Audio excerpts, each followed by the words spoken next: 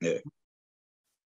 Well, this is a story about how I got into pots and what I'm doing now. And I just call it Chasing Pots because it seems like all of my life I was involved with clay. When I was very young, my parents bought clay for me all the time.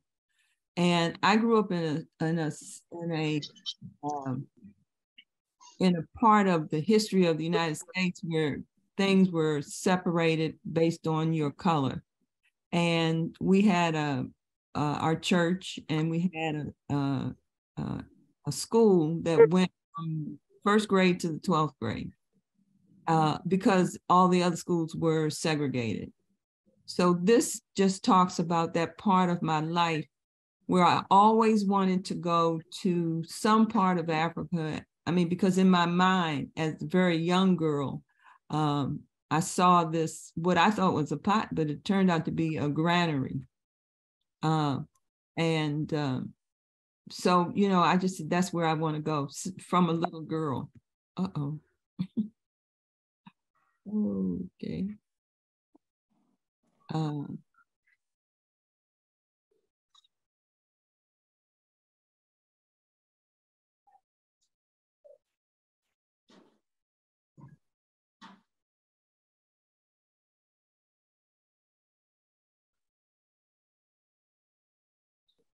Winnie, can you hear me?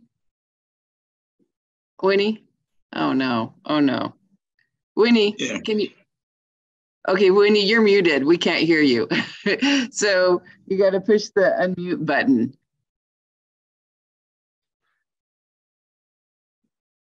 Oh yeah, sorry about that. Okay, so. Okay, we can hear you. Now push play again. Okay. Thank you. Sorry about that. Okay. So this family, it's a long story about this, but the family that adopted me and then we adopted them happened about 50 years ago. And my brother was named Bobo Ayegba, a very famous Ewe weaver, traditional weaver.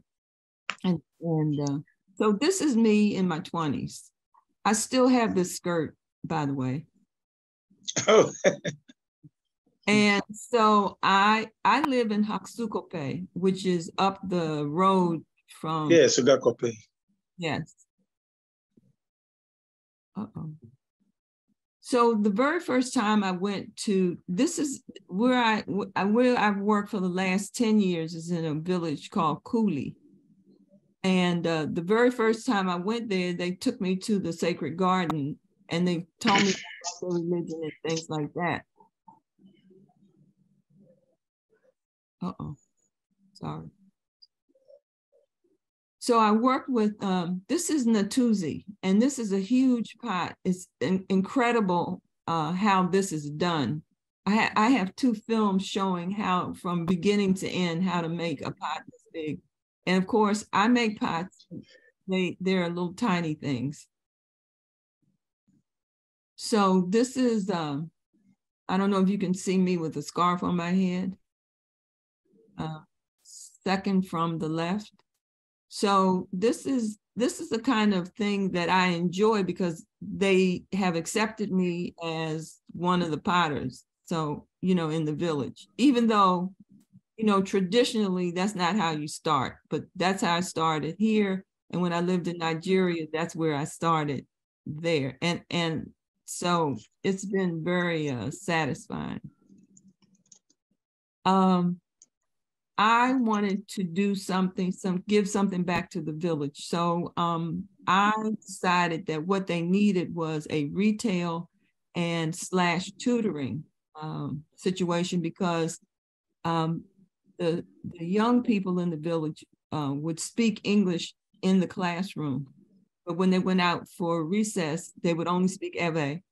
And then they would go home, they would only speak Ewe. So when it came to trying to pass the O levels, they didn't fare well. So I just figured that would be something that the whole community used. And the chief, I can't believe this. I cannot, oh, oops. So the chief and his advisors got together to give me a piece of land, but they're really not giving the land to me. I'm using it for the project, but they said that the buildings that I build can never be used by anybody else, just for this project. And what he also asked me to do, I had one bathroom cited for the site, but he asked me to do 3 because they had part of a vacant, oops. So this is a chief in the middle. And that's it's so many interesting stories about just my life. So the project is underway. So this was a couple of years ago when they first did the foundation, and that's me. The women in the village took care of this property because they knew it was going to benefit them. So these are the women that I work with every day that I'm there. So we made great progress. And those of you who might not know what a soakaway, why is this doing this? This is a soakaway. And a soakaway is like, when I was little, there was no major sewage thing. Everybody had this, and people think it was only in Ghana, but we had it in Virginia too. So this has 3 chambers, and you put your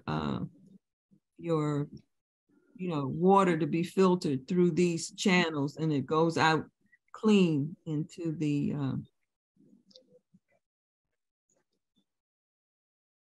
so this is what it looks like when it's finished. And then the toilets will go over there. So I just wanted to give the students an idea of how things start, and especially artists, how things start for them. And we, I'm sure everybody has a different story of why they're doing clay. So this was a public commission that I did in a neighborhood that I grew up in from the 4th grade through college. And it was originally called Hall's Hill, and Hill was a plantation owner, years and years ago. So if you see the bricks on the line, each brick has a person's name on it. I had 6 students helping me, and I took them to the 2 African-American graveyards, and they got the names off of that. And so everyone's name living and passed away is in this commission. Now this is on one side. No, okay. All right, I guess it's not going to show that. So let's go on to what these influences have done in terms of my work. I do a lot of work about vaginal mutilation. And for those of you who don't know it, there are in some countries all over the world, actually, where there's vaginal mutilation to the women and young girls. So these are a series that I made when I was a artist resident at the Kohler Foundation. And this is another one. These are tiny. These are about 2 to 3 inches. And if you push them, they rock. And I'm going to go back and show you the larger ones. These are probably about 12 inches tall. And these are casts, because that's all you did at Kohler. You had to use their casting body. You had to use their colors. And they had a tunnel kiln where you load it in, and maybe 6 hours later, you had to get up out of bed to pull them out the other end. But originally, these started with me throwing just a jar, and then I would alter while they were soft, these images. And you could press these and they would rock. And the idea about the rock, the fact that they do rock, I thought about when babies are born, their mother rocks them to soothe them. when there's someone who passes away in your family, you know, people are moving and lamenting, you know, there is sorrow.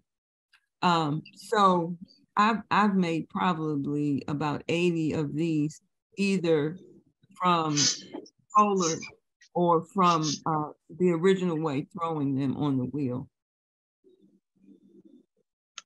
And I also did 7 life-size women when I was at Kohler.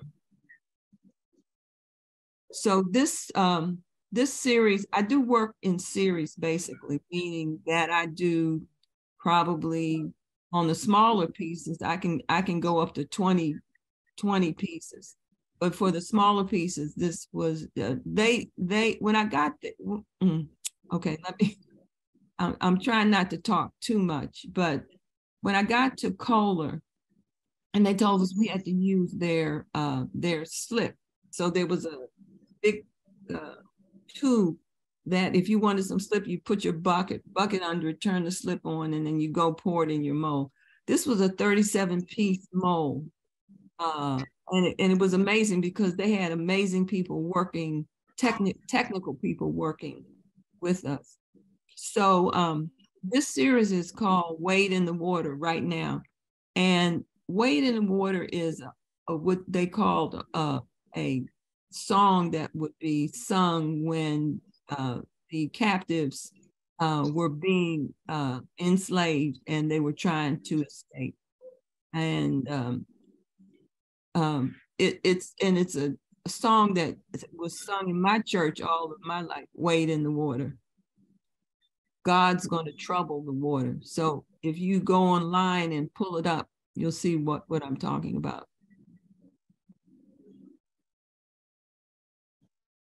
This piece is Circle of Circumcision. And these are the early pieces that I did.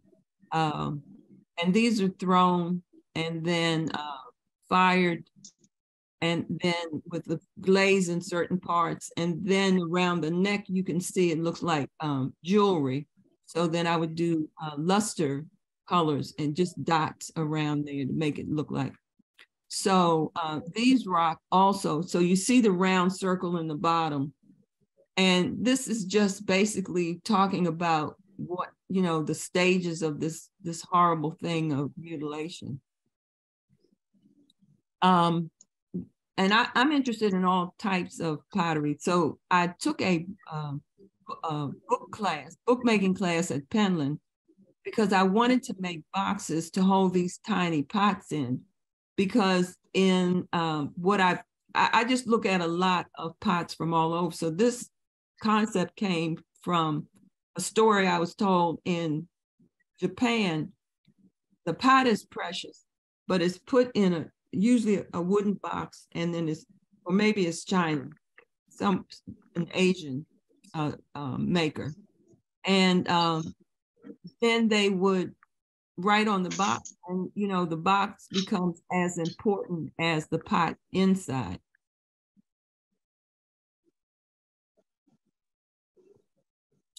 And then I have a sense of humor. This, I'm trying to, okay.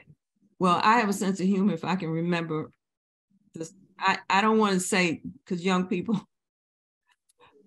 okay.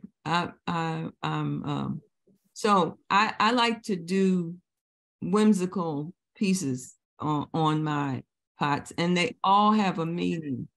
But when you grow up a little, you know, come and see me in about 4 years and I'll tell you the name of this piece. So I throw an altar.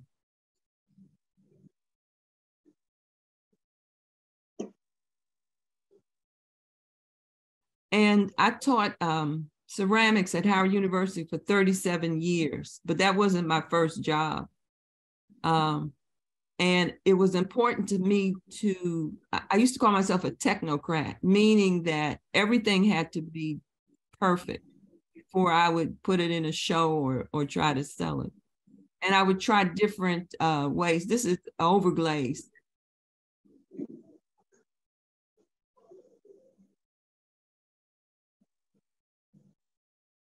So these pieces are probably about 22 inches high. And this piece was in a show at Ansigua a couple of years ago. And the owners ended up buying the pot because they said they got so used to it. And this was a rather large pot. And you can see again where I've done around the top, there would be like drops. I would put drops of glaze so that I could go back later on and put the luster, because you have to have a base to put the lusters on. This is a very this is a very important piece in my life. I did this when I was at the rec center, when I was probably about 5 or 6 years old. And I didn't realize after my mother had passed that before she passed, I didn't realize she kept this pot.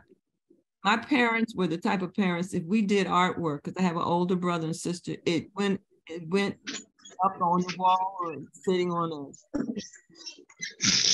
So this is my best project, my own one and only child, who is a musician who's now living in Barcelona, and who has done. Good.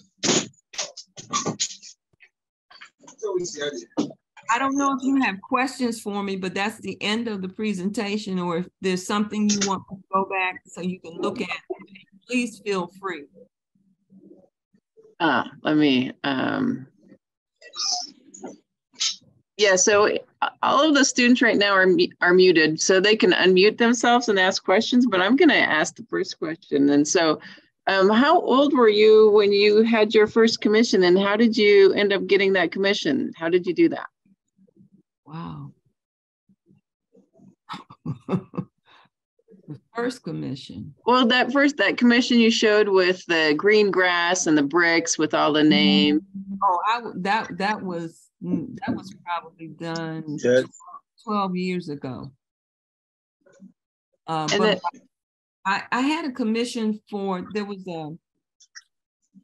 a political organization that supported women in whatever place you were in, and they had this it was called the WISE Award, and they commissioned me on 2 separate occasions to do a piece of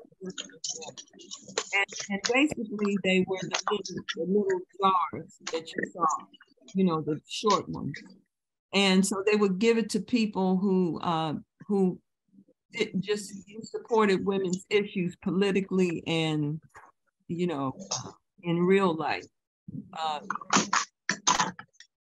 They gave one to, they usually give them to men, but they gave one to the guy who played in The Color Purple. I can't think of his name. I can't think of his name. He's a famous actor. And I didn't know an activist because, of course, the part he played as Cillian's wife in that movie, The Color Purple, he was a horrible person, I can't think of his name. So, are there any questions from the students?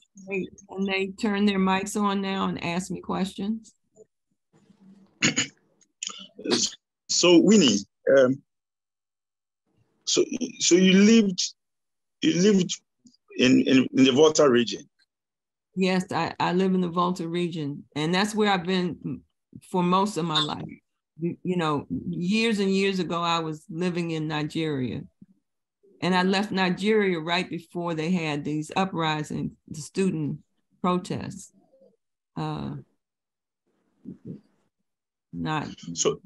So those big pots that you did, right? How different was that in Denu? That was before. No, most of those big pots I learned to make in Nigeria, in Ipetumodu, village near what used to be the University of Ife when I lived there, but now it's called Awolowo University. And so the Ipetumodu was a village. So they showed me how to make traditional pots. And most of the time, and people are amazed, they've said some things that were just because they didn't know, they were wondering how they got the pots so round without a wheel. I mean, that was that industrial man's mindset. You know, and they were very expedient when it came to their materials. You know, they didn't throw stuff away. Everything was immediately recycled. I mean, it was perfect. It really was perfect because there was a water shortage when I was on the university, and I taught. So they brought me there to teach the wheel. And the funny part about that is it was a British stand-up kick wheel. So I had one day to learn how to use it to throw pots on. I'm sure those pots were from, did you hear about Michael Cardi who was in Nigeria? I learned about Michael Cardew probably in undergrad school. And what I really liked about him is the first place he was sent to was Ghana. And he was told to improve the pottery. And then he wrote back and said, there's nothing I can do to improve the pottery. So I had a lot of respect for him. And I ended up, Lottie Kawali came and did a tour around the United States, and I followed her. And I tell people, like, if I was following somebody now the way I followed her and Kofi and Michael Cardew, they would say I was, what do you call it? When you keep following somebody. A stalker? Yeah. Yeah. But as it turned out, I got an invitation to go to his house. And that's one regret, that I didn't do that. He invited me. Yeah. But I was doing a restoration project with the Smithsonian. I was being taught how to put pots back together. And so I needed a reference. So I asked him, would he give me a reference? So I have a letter from Michael Cardew I'm very proud of, and I have one of his pots. So yeah, that was a great experience. Yeah. So because connecting your time of being in the Volta region, by all means, that's why I asked whether you met Michael Cardew. Michael Cardew had immense influence in Vume. I'm sure you read about Vume. Oh yeah, I did some in my movie. There's the woman from Vume. And I knew Vume had been where he was, you know, because all you saw were these what do they call them? The kilns, the bottleneck, or I don't know what they really call them there. But they're still using them. And there was a group, I met a group of young men who were in their 20s, and they had a business, and I was really impressed. You know, they were great artists, clay artists, and they, you know, knew how to sell their product. So they're in the movie that I made also. Oh, okay. Maybe one day my students would like to have a copy of that movie. Maybe you can show it in. Are you going to NCCA this year? I'm planning. If I get a plane, I'm planning. Okay, because I would just give it to somebody who was going, but I know next year is going to be in Virginia, and I'm going to be there. But somehow I'll get it to you. Anybody that comes to the area, I'll just, you know, because it's two movies. One concentrates on cooking, and the other one is an overview. So Vume is included in that. And I met some women in Vume that weren't. It's interesting. The young men were throwing on the wheel. It was amazing. And then they would make these huge, beautiful pots that they carved in. So all that's in the movie. And then someone took me to a place. It was an open courtyard, and you go to the back window. And these women told me that they were not a traditional potter, meaning they didn't start from when they were young people. They started as older women. Yeah. Those pots were magnificent. And I couldn't buy one because they had so many orders going out. Yes. Just incredibly beautiful pieces. So is there a young lady named Patience who wants to ask a question?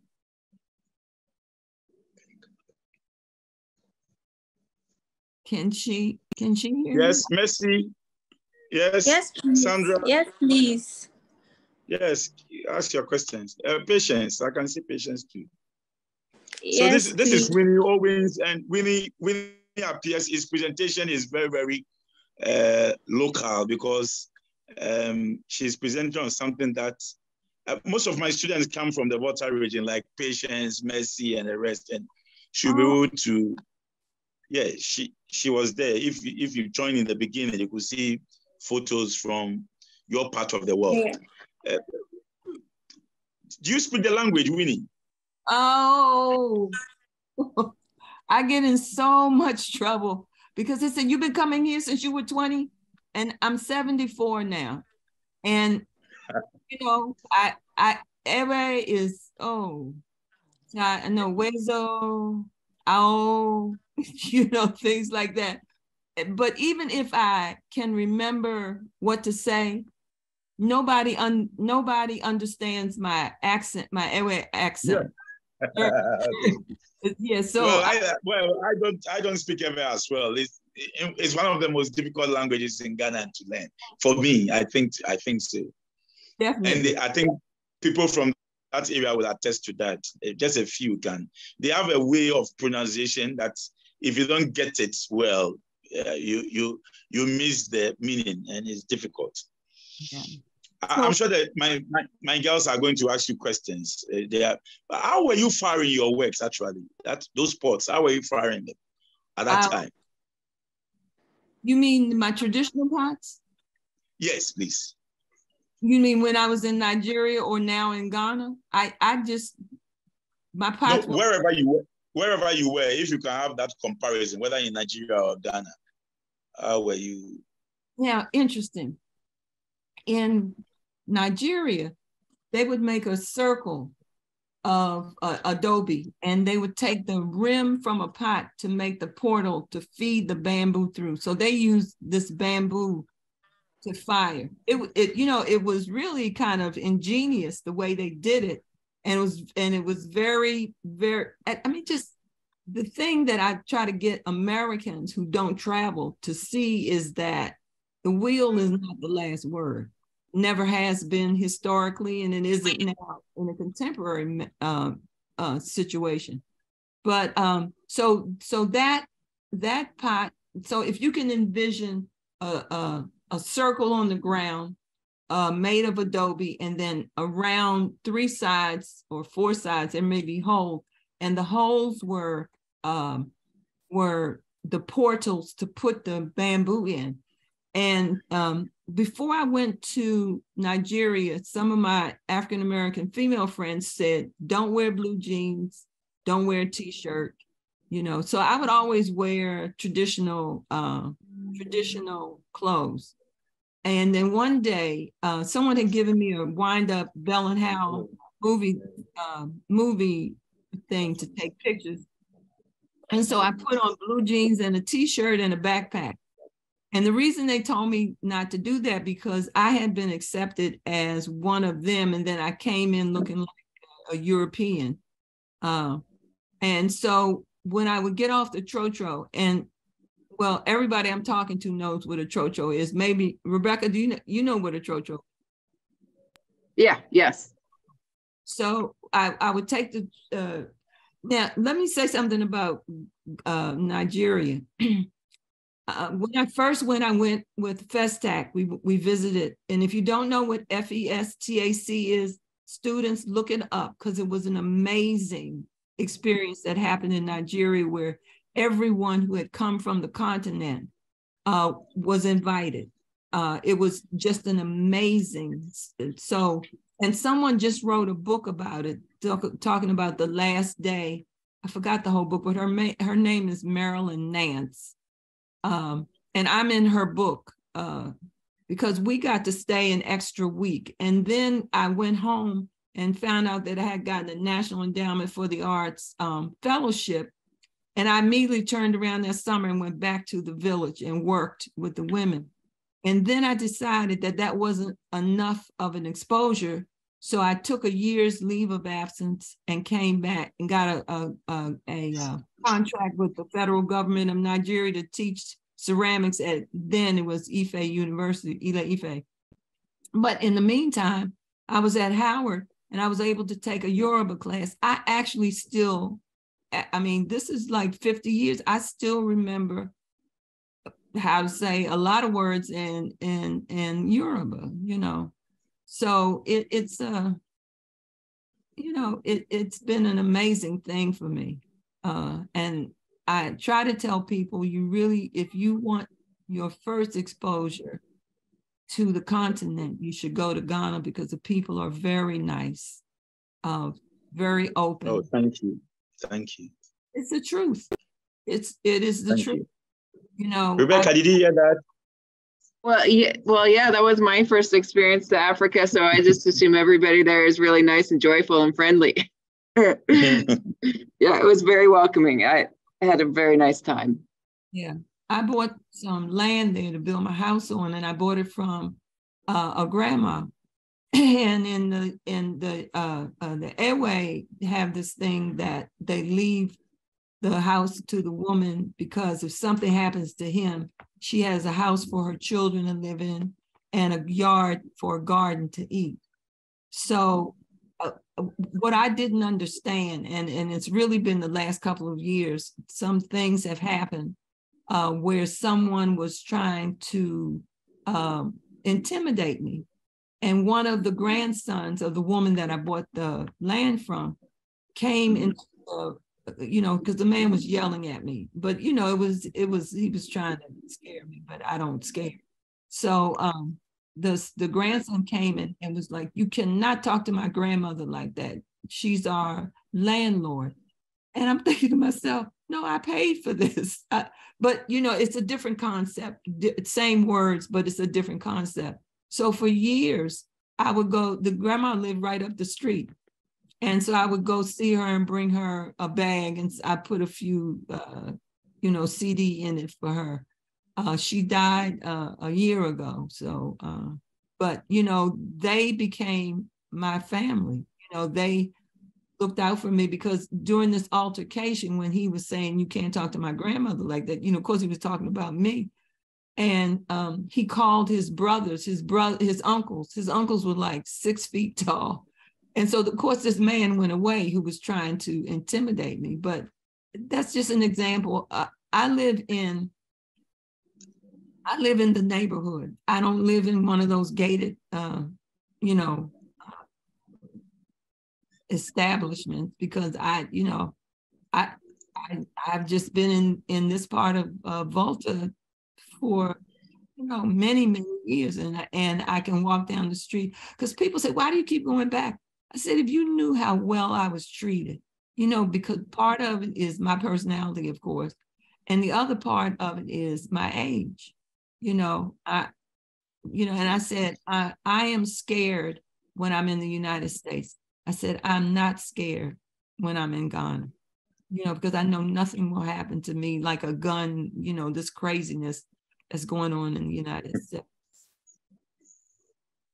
So are there any of the other students want to ask me a question? Yes, now I will leave them for them to ask their question.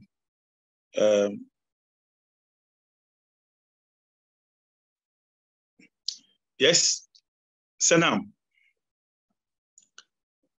Esla. Hello. Yes, who is this? It's Messi. Messi, yeah, Messi. You are from the Volta region. You can ask your question.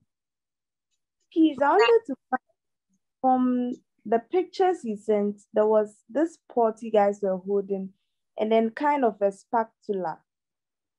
So I wanted to find out what you use the spatula for, and if by using the potter's wheel to throw the pots. No, that pot, it was totally handmade. The process is you soak your clay. It's very, very soft.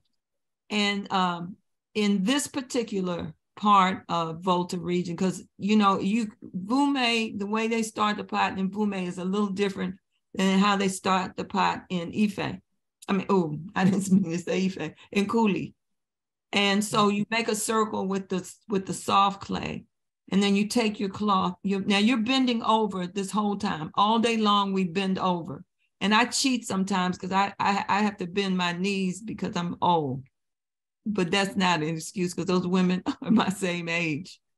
And so then they take a cloth and it's a way you go here and then you go here. I don't know if you can see what I'm really doing, but yeah, but that would be on the ground. So they make this very wet lip first. And then they stuff it with clay, a lot of clay. They stuff it with clay. And then they let it sit up a little bit because we usually make that side in the morning. And so when it becomes right, we take the bottom of the pot, scrape the soil off, and then we take our hand and make pretend there's a pot in my hand, and you do this, that thick part that you put there, you punch it out, it's thinner. And so when it's the right shape, she takes the paddle, it's a wooden paddle and it is flat, and you dip it in the water and shake it and pat, pat, pat, pat, pat, pat, pat, and she's turning it on knees. So when I go there, I always wear a wrapper. And the first thing they showed me how to do was how to properly put the wrapper on, because you're going to put the pot lip on your knees and turn it. And so your legs are kind of exposed. So, it's a lady thing. So that's how they make it. And that pot is huge and it's lightweight. I mean, they can get it totally the same thickness. It's amazing. Okay, so meaning the wooden spatula was to help you get the shape for the pot. Yes, yes. Okay. And so I'm coming home to Volta region this summer. So if you all are in Volta region, I could take you up to Cooley if you're interested. Okay, at the moment we are in school, we are in Kumasi. So I won't be there until April, I think. Okay. So you have an open invitation. And somewhere I have they already GPS our neighborhood. So somewhere, we'll get this together and I'll give you my GPS so you can come right to my house. Okay, thank you. All right. So when you get together, I think we can look at that and navigate our ways to maybe come in there. We are the section is actually planning a trip for these students, and we are considering Volta region and stuff, like a 1-week trip going to ceramic sites and industries and stuff, so that they get acquainted with what is happening in the field. And we've not actually set a day, but it's going to be around the summer, next semester. I'm sure maybe it will coincide, or well, let's see. It depends how long you'll be there. Yeah, I'm thinking, one of my sons is getting married on the 1st of April. May or April? April, yeah. I'm in the wedding, so, after that, I'm going to go home because he lives in he's a physician's assistant in Accra. So, and I don't know if you remember the piece you saw, can't do it. Where I've known these children since they were little babies. And so now they're like 40 and 45. And then he's younger. He's in his late 20s. But, I've just, they're like my children also. And I have one son who's here who helps me every day in the US. Okay. When you come to Ghana, I would like to see you in the department. Yeah, I'm not going to. I've driven to your university. I used to know the man who, this was years ago, who taught ceramics, but I understand that he has passed. This was years and years ago. Who? I don't remember. Who was that? He was a ceramics instructor a long time ago. KK Bruni. That sounds familiar, but that it would have to be like 20 to 30 years ago. Yeah, maybe KK Bruni or Kofi Asante or James Kwame or Amoa. I think it was the first person, but KK yeah. So so we drove there, but that was I've driven all over Ghana. I've been to I have a girlfriend in Takoradi. I'm not driving to Takoradi anymore though. That was all day trip, because coming down from Volta, that's it used to be 3 hours, now it's 4 because the road is bad. And go to Accra, go back up, with the coast to Takoradi. So I've been to Kumasi, and I have been to Bulga, and I've been to Zari. So and I've been to the dam. I've been everywhere, and I just don't have any, because there's nothing to fear. They think it's funny that sometimes the guards will look at me and laugh and say, "Oh, look at the grandma just driving the car." So, yeah. Any more questions? Patience.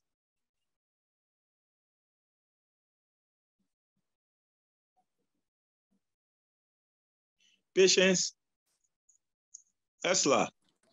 Yeah, please, I wanted to ask you that every artist has their own concept, their style of producing their artworks, and other thing related to art. I wanted to know that, were you greatly influenced by the works of the people in Vume or any part of the Volta region you visited? I would say, if you're talking about now, I'm talking about when you visited Vume. Yeah, I'm talking about that. And I'm thinking the lady who is our contact person makes those pots. But that's what I was trying to give you an example, that in Vume they make the rim different. They make the top of the pot different. And then they add, it's a different technique than Kuli, because they don't punch out in Vume. They make the lid and the shoulder, and that stiffens. They turn it upside down, and then they add clay, and then they'll paddle it round, and then they fire it much in the same way the traditional women. Now there's a group of young people, the young men I was telling you about. They have a beehive kiln, and I know you see them all over that part of Vume. Of Volta. When you catch the bus and you get was Hatsukope? No, that's not what I'm talking about. There's a hospital on the way to where I live in Volta. It was founded by an American, but it's like the halfway point home from Accra to that hospital to my house. So in Vume, I would say I use some of the same techniques, but not religiously. I'm still kind of leaning toward the Nigerian technique, which is in the Nigerian technique, they make the bottom over a form, let that set up, set it in a bowl of sand, so that the bottom stays round, and then they add the top. And so that's where it begins to be kind of like what they do to finish a pot in Vume. Okay. So have you gone to any of the pottery villages in Vume? In Volta region? Yes, we visited Vume. Yes. You visited what? Vume, yes, we visited that place. We went on an educational trip. We went to that place to see their artworks and also learn new things. Right, that's great. Well, I hope that we get together when I go, because I would be interested in how you all you can stay for a week and then you can work on a pot and they'll fire it for you and you can take it home. Okay, please. Please, I'd like to ask another question. Yes, please. It's patience. Yes. Please, as a woman in ceramics, did you at any point in time feel like creating ceramics or trying to divert to any other things? Maybe as a woman, some people like to discourage you that ceramics is not good for you and all that. Did you at any point in time feel that sense of trying to create ceramics or do any other particular course or something? No, I had great parents. And I have an older brother who's 6 years older and a sister who's 3 years older. And our parents were government workers. And their belief was that if you, talking about us, their children, if you let them do what they love to do, they'll do it well. And it's the truth. Now, I will say this to you historically. I mentioned briefly that I grew up in a segregated country, and it's very true. In the United States, from the time I was born until probably in the 7th grade, when my brother and sister integrated the first. My brother was one of those people who sat on the stools that were prohibited by African Americans.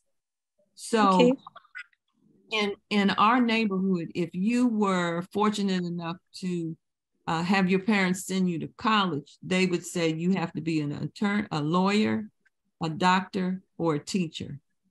But my parents didn't, you know, their motto was a little different. And so it was always encouragement, not only from my mother and father, but my auntie and the elders at the church. They were always, you know, good, you know, you're doing good.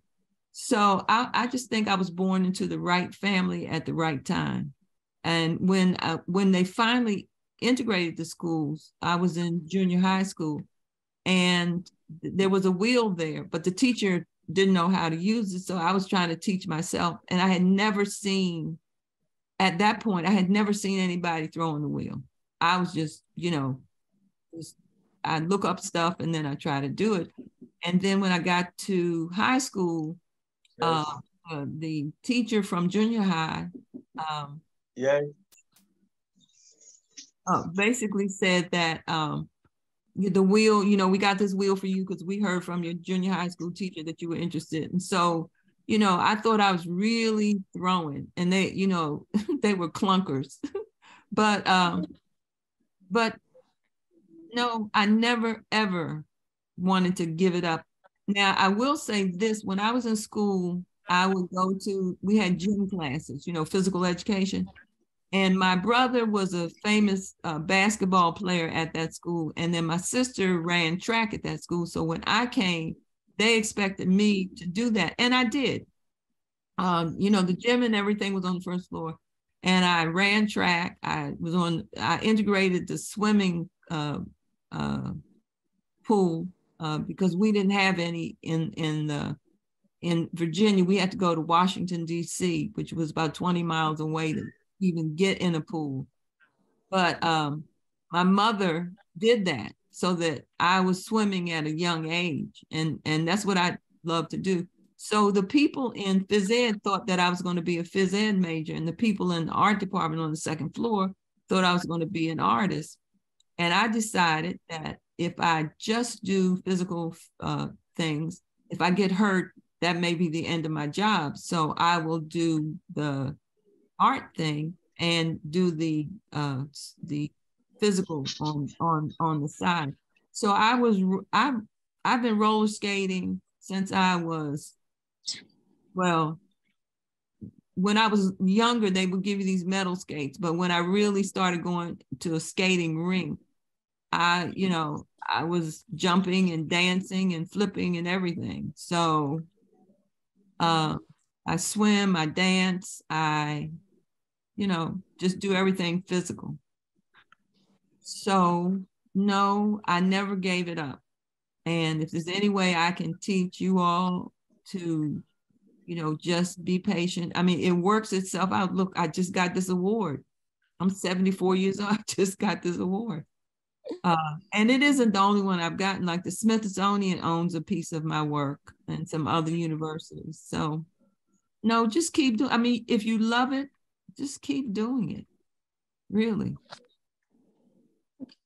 Thank you for your encouragement. You're welcome. I would like to add to that a little bit. I feel like as a woman, I came into, I graduated with my MFA, my master's degree at the right time. And in America, colleges were having an awakening, realizing, oh, we don't have hardly any female teachers. And because of that, I got tons and tons of interviews that I wouldn't have otherwise gotten. And so being a woman at the right time and the right place opened a whole lot of doors for me that probably wouldn't have been open before. And so I think America right now is going through a whole nother awakening, realizing, oh, we need a lot more diversity. And so I feel like there's a huge, like Winnie should address this and not me, but on the other, from my perspective, working at universities, we are trying to hire as many diverse people as we can. So.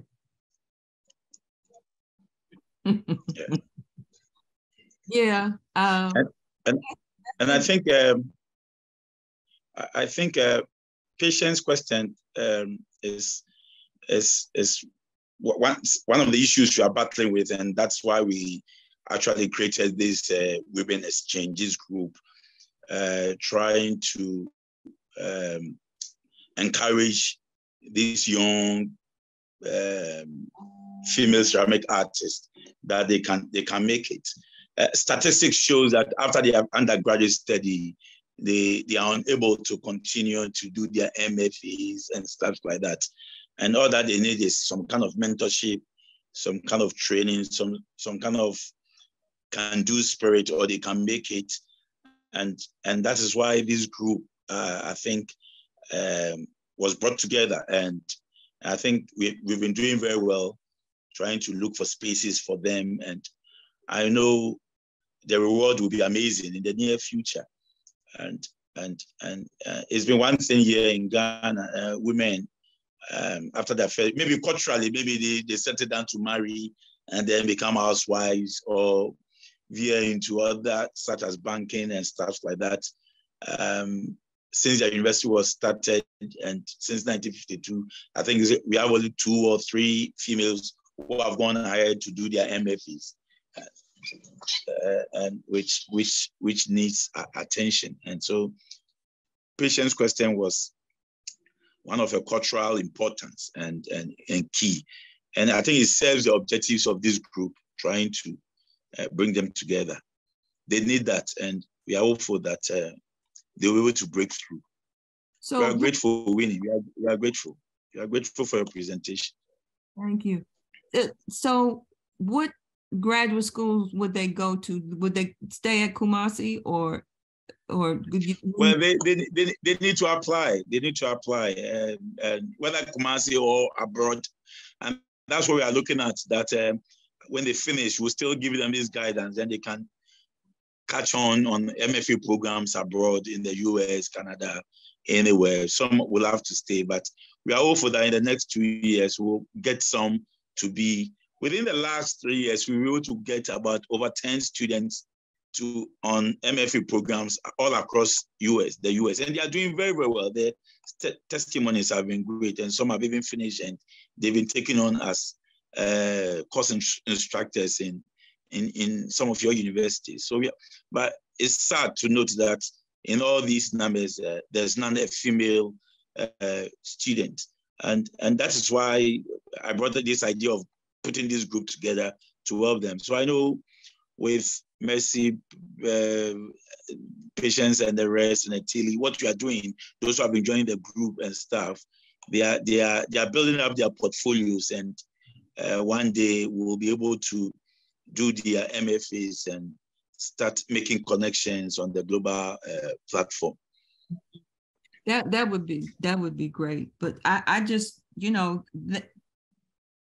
something happened when I first went to the village, and it deals with what you just said. The young girls, because it's usually passed down, you know, from aunt to niece or mother to daughter. And the young girls just kept talking about when I first went there. Oh, I just want to go to Accra. I said, Accra will eat you up. I said, you need to stay here. And so that fell on deaf ears. But then I started bringing people from the U.S. to work with the women in the village. And then they saw how, okay, you work with them in the village, and then they take this back, and they bought pots from us, and they bought clay from us, and they, you know, we fired. And so then they have, you know, something tangible in their hands, you know, a way that this can still support their lifestyle. And so what has happened is these young people who were saying when I first went there, we want to go to Accra, are now saying, this, you know, this might be good. So every time I bring a person there, it's money for that teacher. And we try to do one-on-one. And I want to say to patients and other students who are listening is that you can learn a lot from the traditional techniques, but you can employ that technique in any way, that form that you want.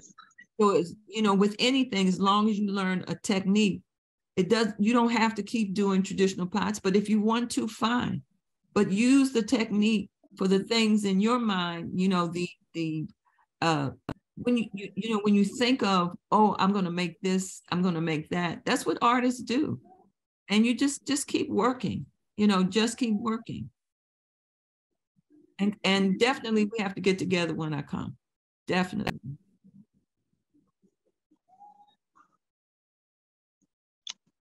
So Winnie had a question for the group that she's forgotten she's asked, but she was wondering what do all the boys think of this women's group? I forgot about that. Becky, is it to me? That's to you or to the ladies, you know. It's Winnie's question. She asked me, I'm like, I don't know what the guys are thinking about all these girls getting together. Well, I think we've had some few meals. I think in one of the meetings, trying to log in and join the group. They believe they also need attention, actually, and I tell them they have the opportunity. They have the opportunity already, and the women. Well, in Ghana, I think people have been talking about girl-child education, and always it's been feminine, and people feel that no, if it's gender issues, male too are part of gender, and they must also. But it appears gender issues have always been. I don't know whether in the US, when you talk about gender issues, it has to do with the female, and people are raising concern. But I know we still take very good care of our male students, and we still open opportunities for them. We feel that the female need a few more push. That's it. Okay. I was just wondering, because I'm thinking, if these ladies are doing all this stuff and getting all this FaceTime, I guess, I wonder if the guys feel like they're being neglected. And, you know, are they in the same classes? The girls, the young men and the young women? No, different levels, actually. I think these are mostly third years and final years. Okay. Well, the other thing. But strangely or significantly, these women, most of them are on top of their class. Okay, because I was going to say to them, you know, if in terms of grade. Yeah. But I would also say to them, if you have one assignment due, then you should be presenting 3 assignments. You know, Did you hear that? Did you hear that? Esla. Hello, did you people hear that? Yes. If there's one assignment. I think she maybe just broke up. Do more. That's what Winnie is telling you. Yeah. Yep. I mean, it's important. It's really important. And it's not important so that the teacher likes you because you made extra pieces. every time you make a pot, there is something happening between your mind and your hand. And the more you do, the more it's sharpened. You know, so technically you have to be 100% at all times. You know, and in terms of your imagination, just do whatever you want to do. I mean, because if you have the techniques, nothing can stop you from making a dream that you have or a sketch that you've done. Nothing can stop you.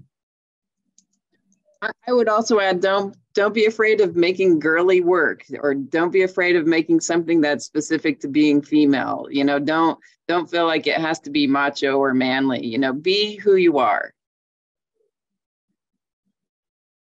And for those of you who saw my work, most of my work deals with vaginal mutilation.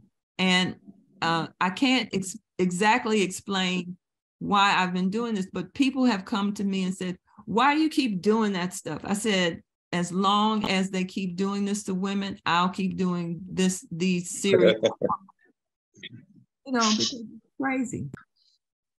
But ladies, please work. I know you're working a lot, but work even more. So I'll see you this summer for sure.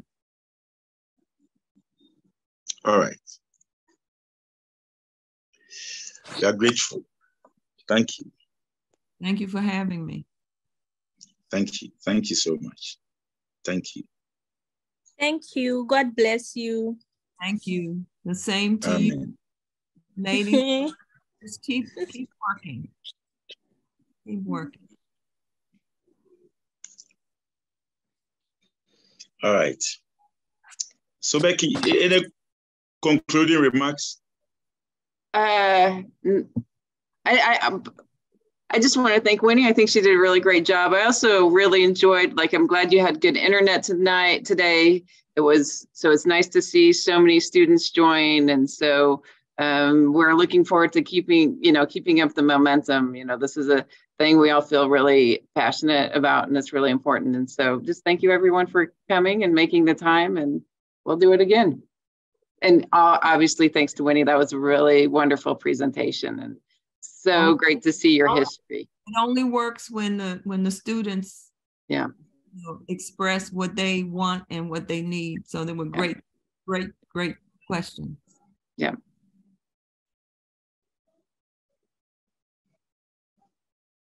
Yeah. Thank you so much. I don't know what we do. Bye-bye.